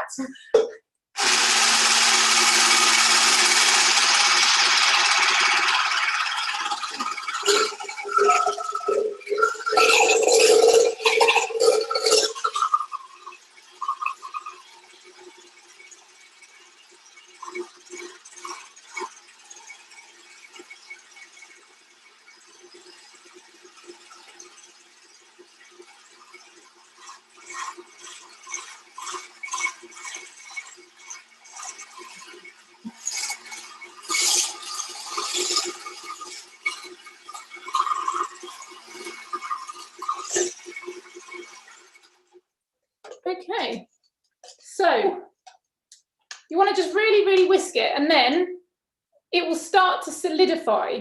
I'm gonna hold that close. Yeah, Okay. it will start to get like all mayonnaisey, but it still won't be really thick. Again, a bit like the lip balm and the other thing. Deodorant? Yes. As the oil sort of cools down, it'll get harder. I mean, you could bung it in the fridge if you wanted to. And it's a bit odd.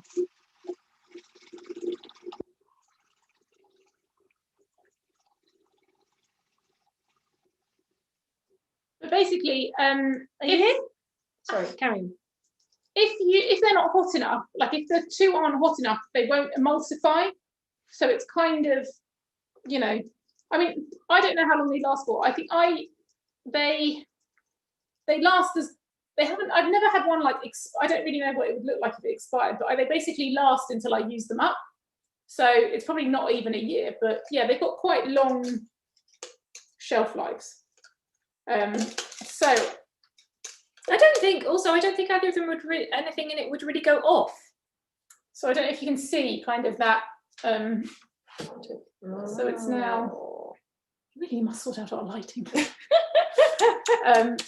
So it's like that, which is basically done. So it's a kind of, I mean, you can tell if it's emulsified. Like, it is a bit like making mayonnaise. Anyone's bothered to do that ever? And it is quite. You can see it's you can see that it's not hard, but at the same time, it's. Do I dare? No, don't, because it won't. It's not that cool yet.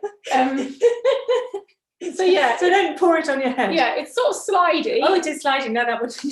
It's slidey, but it has fundamentally emulsified, and that's it.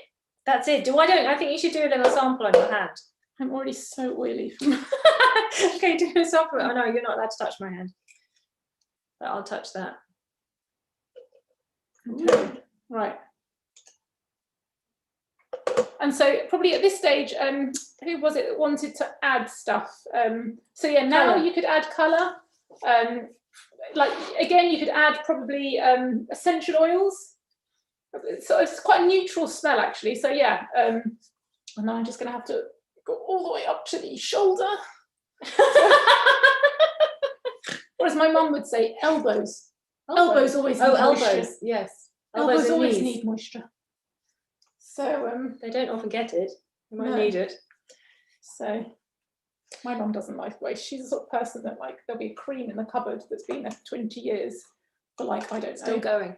I don't athlete's foot, and she'll just use it as a moisturiser. Excellent. Lovely. Yeah. So with this kind of cream, I mean, it's not a moisturizer, but you can use it as a moisturizer. So a cold cream is what they used in the olden days for taking off makeup and Like a cream cleaning cleaner. and moisturizing. So in terms of equivalence in cost, this is our money moment. So very good for hands. Good for hands. Good yeah. for hands. Yeah. I think I would. Sometimes I feel like it maybe in winter it's a bit thin.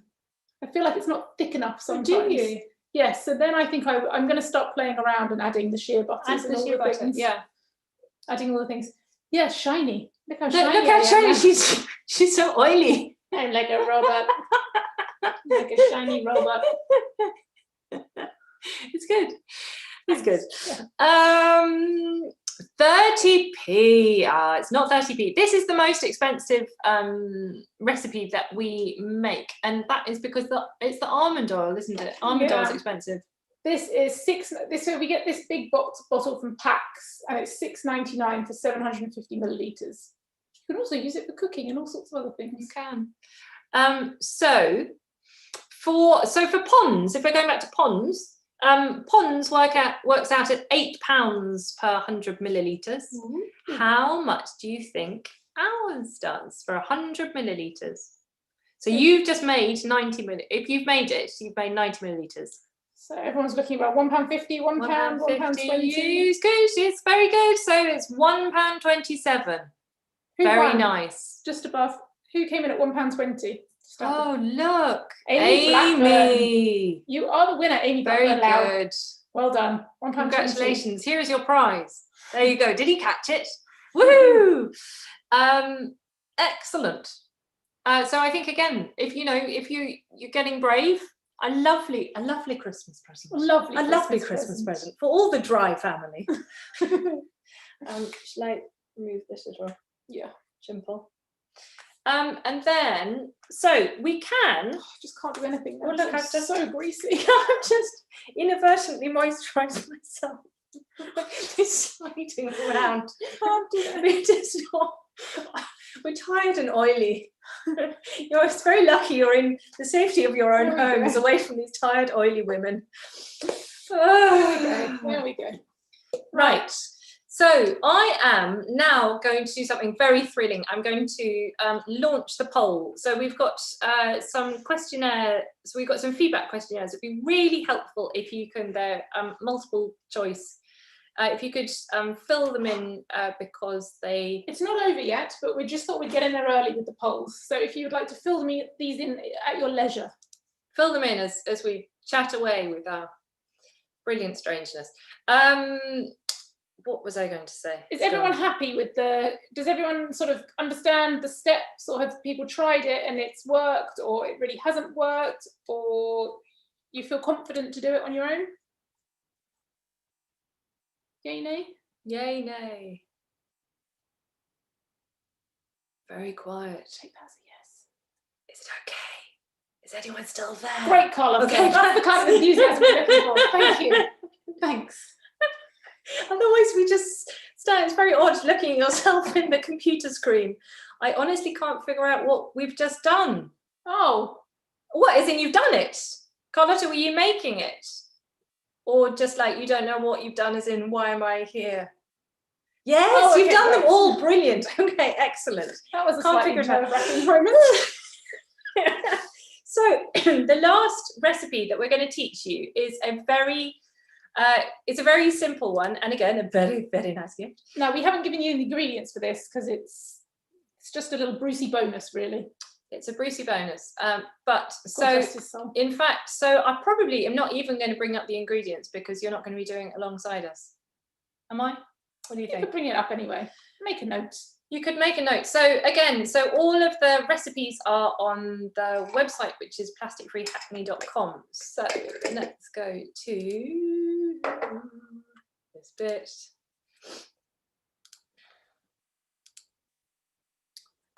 Oh, we have got another saucepan. Do we need another saucepan? Yeah. Look, I've put boxes in the wrong place. Right, so body scrub. So the equipment that you need to do this would be a saucepan, a bowl, a tablespoon, a teaspoon, and a jam jar for storing. So it's a saucepan, a bowl, tablespoon, teaspoon, jam jar. They're all kind of things that, for this recipe, you're probably going to have at home.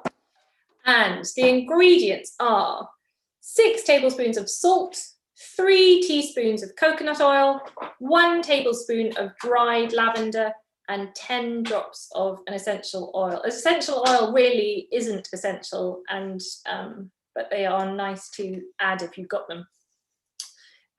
So let me stop that.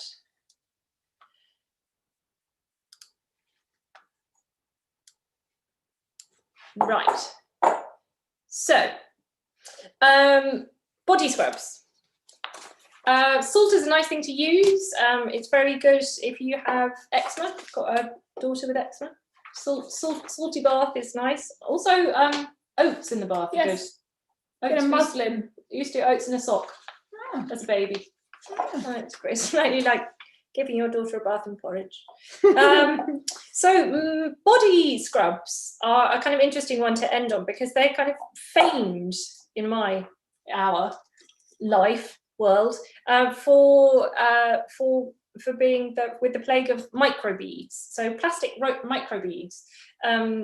So a microbead is a tiny, I think it's less than a millimeter. Microbead. Tiny little bit of plastic that used to be in body scrubs and as well as toothpaste, which are now banned. Microbeads are manufactured solid plastic particles of less than 1 millimeter in their largest dimension.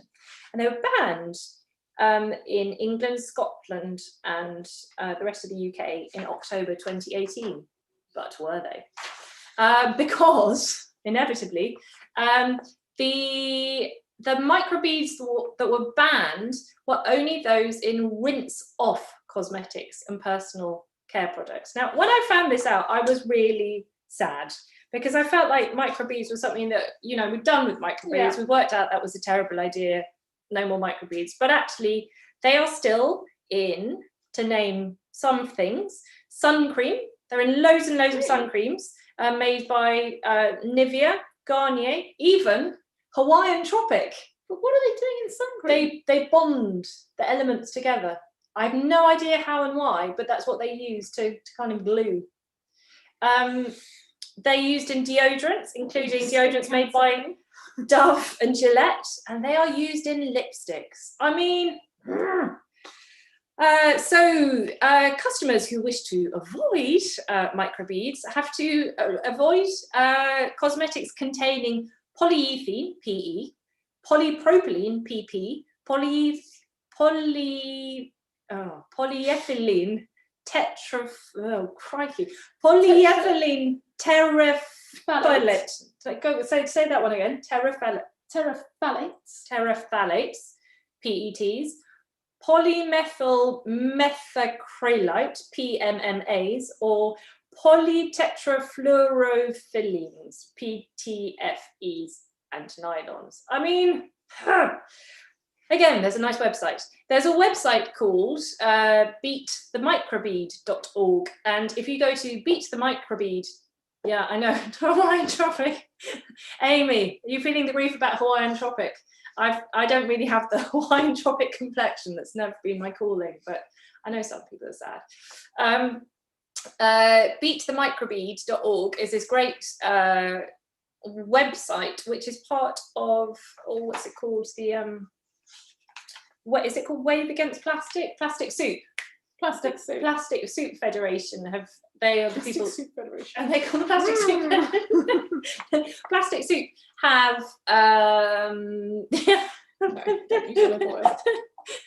Oh dear, giggling at Maria's saying that her dad used olive oil. Oh no, not unless it would be like a lamb chop. And I would literally be the bright red lamb chop.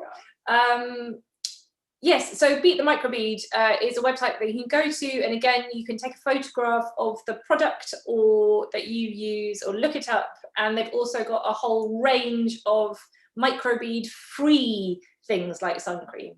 I mean, it's like when you start getting smaller and smaller with plastic, it becomes more and more insane. Slightly terrifying, but just, you've got to stay positive about these things and stay invigorated. Yeah. But do not assume that your sun cream is safe. And the Lush one, I mean, Lush is sort of pretty good, but that's not necessarily just because they do a solid one. You might want to check because you never know. That's still if it's that thing that bonds the things together, it still might be in there. I can't remember if Lush was or not, but they've got. But check on their website because I'm sure they'll tell you. But also there is that you can make a homemade sun cream. I haven't because what do you need to get hold of? Zinc. You need to get hold of zinc, and I couldn't find it anywhere locally that sold zinc, and I didn't want to buy it online because I try not to buy anything online that much because of all the things.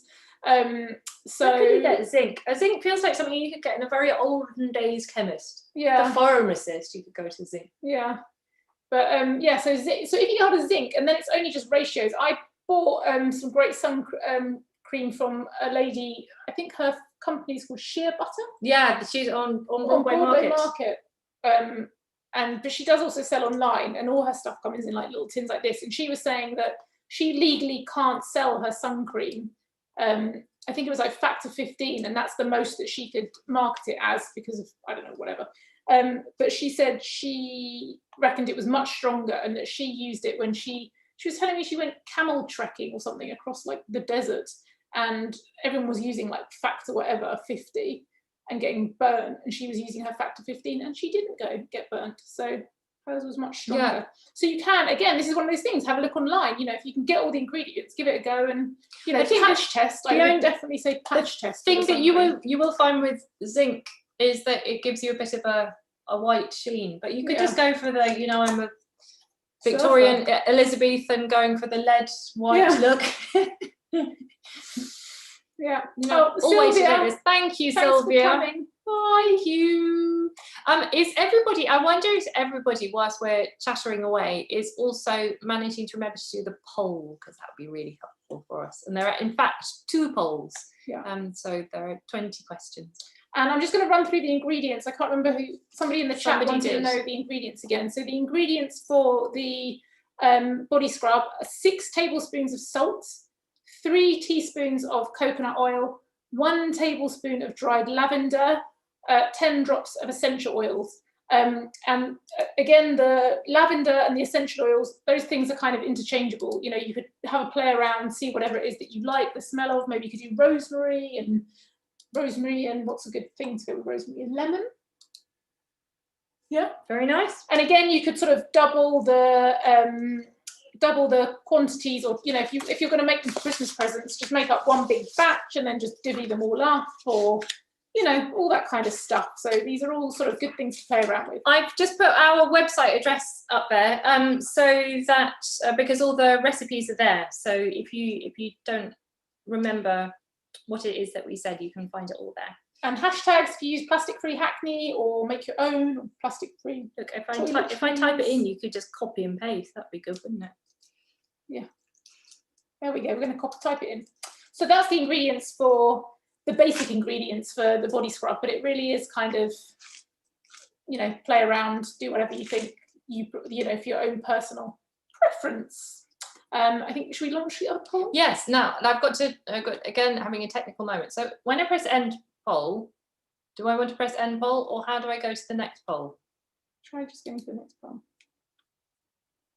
Maybe put it in. I think I've got to end it. Stop sharing. Stop sharing. Sorry. And then just maybe go to the next one. See, yeah. Sorry. I think this is what I did last time and it didn't remember anything. Okay. So should we make this? Yeah.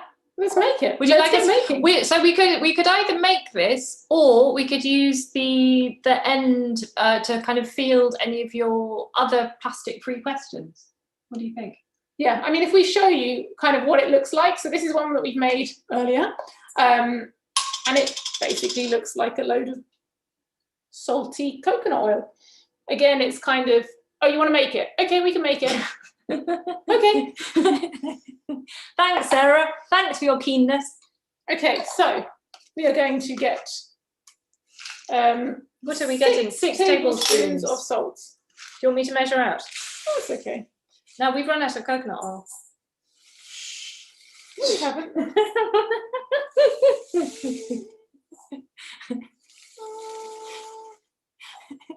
You're just pouring out lots of salt there. We're making it. We're going to have to take this home and put the coconut oil. Okay, and then to that, we would if we had it. Well, we're going to add some lavender, a tablespoon of lavender. So lavender you can readily find in all Hackney bushes. Yeah, I collected a load actually from the plants I planted. Yay. Yay. Also, you can use rosemary. What would another nice herb be? Thyme. Mind you, I think maybe the woody ones are probably better. I think thyme is quite woody. Is it? Yeah. But I think you need to dry the herb first, so you don't want to add the herb whilst it's wet. Oh yes. And a good way of drying herbs, which I've only just discovered after years of making things so mouldy, is which I'm sure everyone knows already, is just a brown paper bag.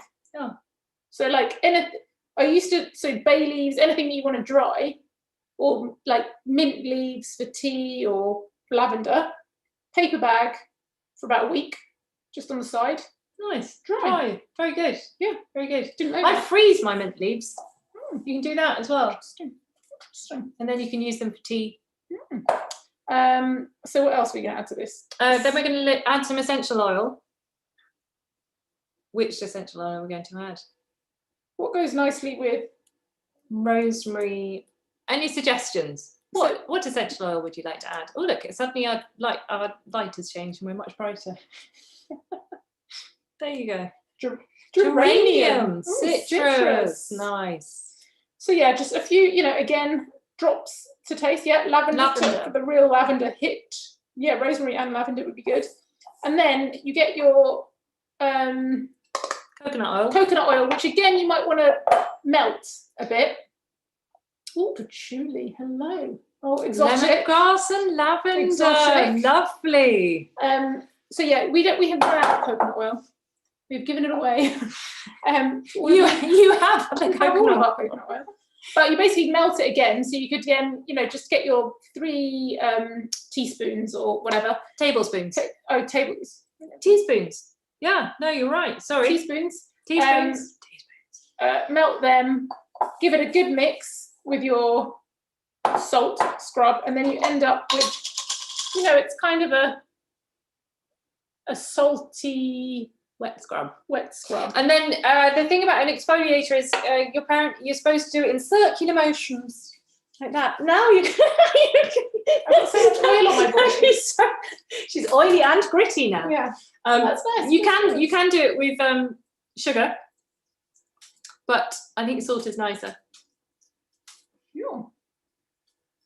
And yes, so 6 tablespoons of salt, 3 teaspoons of coconut oil, 1 tablespoon of dried lavender, and 10 drops of essential oil.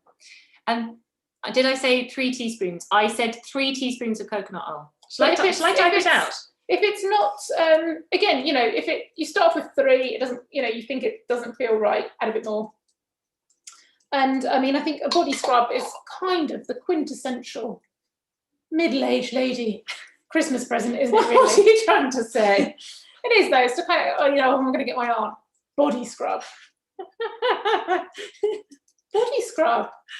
Nobody needs to buy body scrub again. So yeah, I think it's quite a good Christmas present. I think it's a very nice Christmas present. What else are good? Like you could start then. We hope maybe this will spur you on to think bath bombs. Yeah. So bath bombs are very doable. The thing about bath bombs is that they include a bit of bicarb, and that is what makes it fizz. Now it's quite tricky getting the bath bomb to stick together without getting the bicarb wet, because as soon as the bicarb gets wet, it starts fizzing. So there is a bit of a knack to bath bombs, but there are lots of people on the internet who teach bath bombs. Yeah. Yeah. I made beeswax, lavender, and shea butter salves for my lucky friends, Maria. Are we too late? Workshop. Yeah, indeed. I think you're running the next workshop. What's a salve? I feel a salve is like a cream. Is it a cream? A soothing salve? Soothing salve. Is it a cream? It's like a bar cream. Hello. A bar. So is it solid? It must be. If you'd like to share your recipe. Yes, Maria. Amazing. Amazing. I want to make that. Yeah, okay. Here is our email address. If anybody would like to share their recipes, it would be much appreciated. No, that sounds good. Yeah, I've always got dry legs. Dry legs. Yeah. Yeah. What a note to finish on. She's always got dry legs. Yay! Fun facts about me. So our make your own body scrub. So Boots body scrub costs £1.17 per 100 millilitres. Clarins goes to £13 for 100 millilitres. How much do you think our body scrub, make your own body scrub costs to make? Place your bids now. Do you think it is higher or lower than £1.17? 30p. 20p. 20p. You're gonna go for 3p next, aren't you? Oh, right down at the bottom. It's a little bit more than 30p. It's higher, Lizzie. higher. Lizzie. Lizzie's our closest. Lizzie's our closest. Anybody? Last final guesses? 45. Oh, we're at 44p. 44 pence. 44 pence. Which is very good. And this is the moment you can type, wow, amazing. Who'd have thunk it? Yeah. I think that's kind of it, really. That's our workshop. That's our hope workshop. You enjoyed it.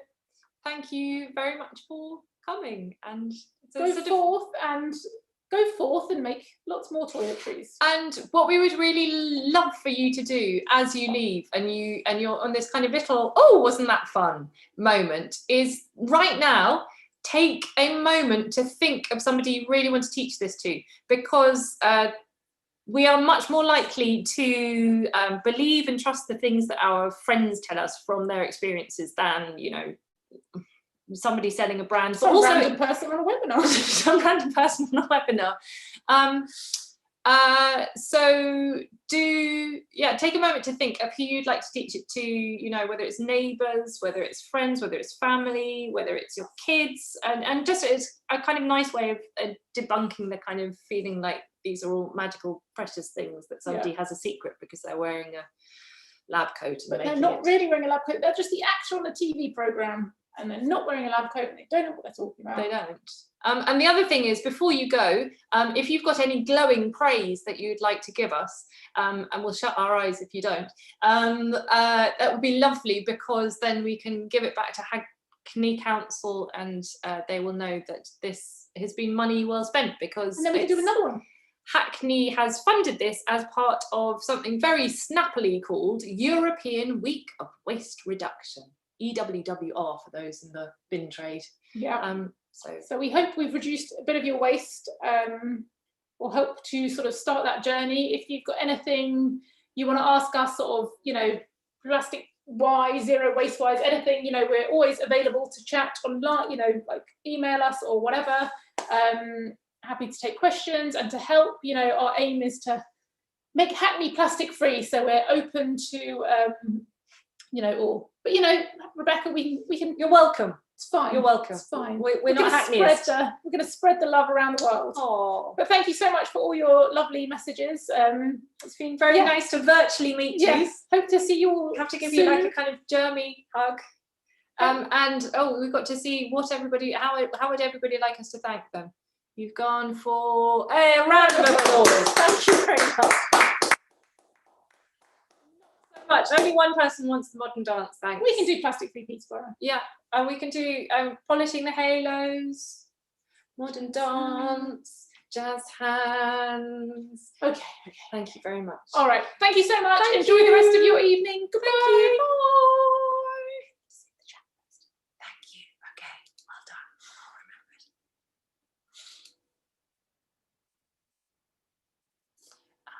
No, I think it's up to end the session. I don't know. Let me say it again. Bye. We're whispering now. Bye. Bye. Bye.